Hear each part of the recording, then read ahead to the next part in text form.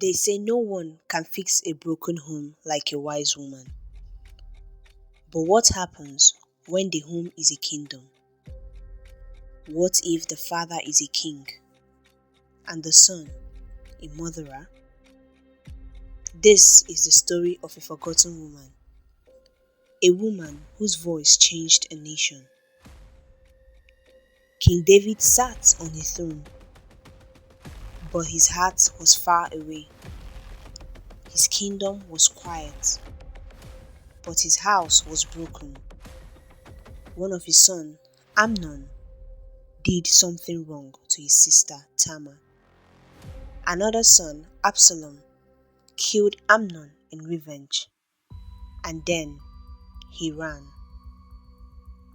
David, the mighty king, the psalmist, the giant slayer, couldn't bring himself to face his own son.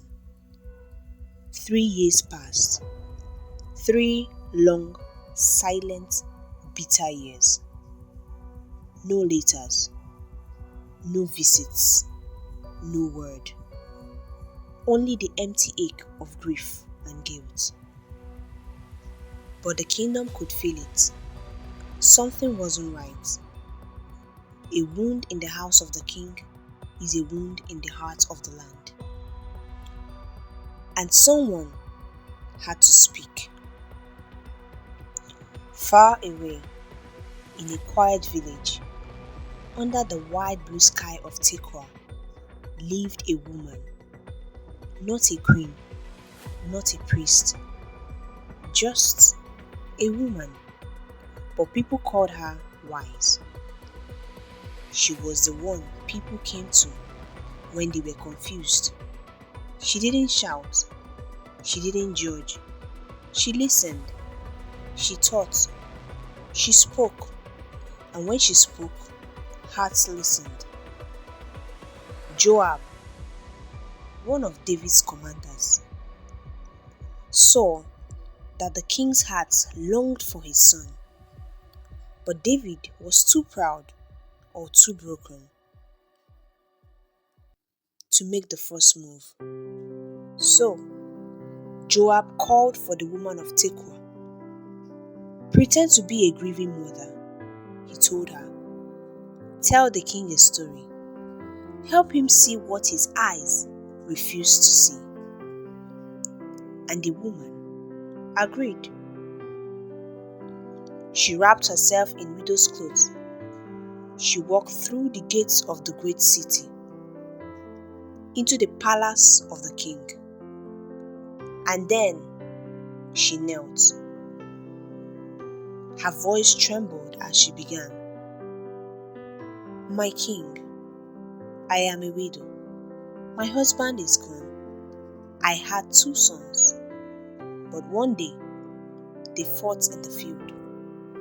There was no one to stop them, and one killed the other.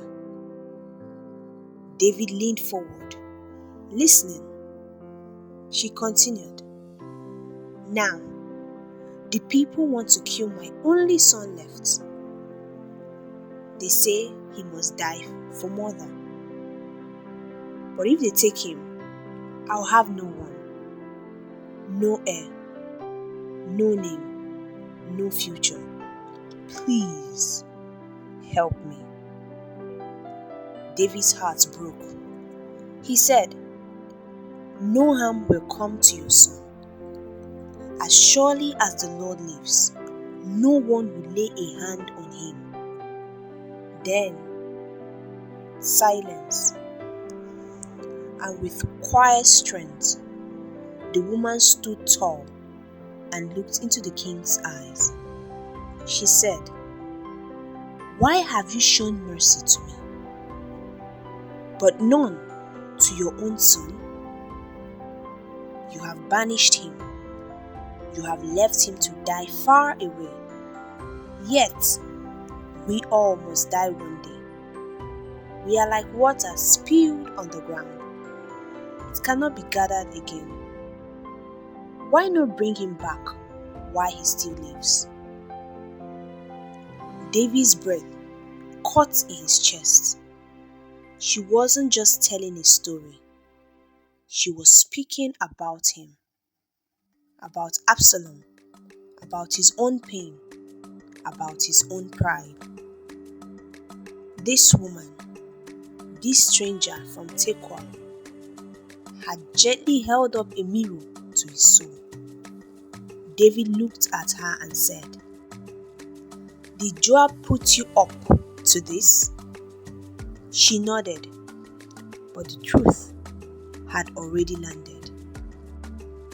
David called for Joab, "Bring back my son."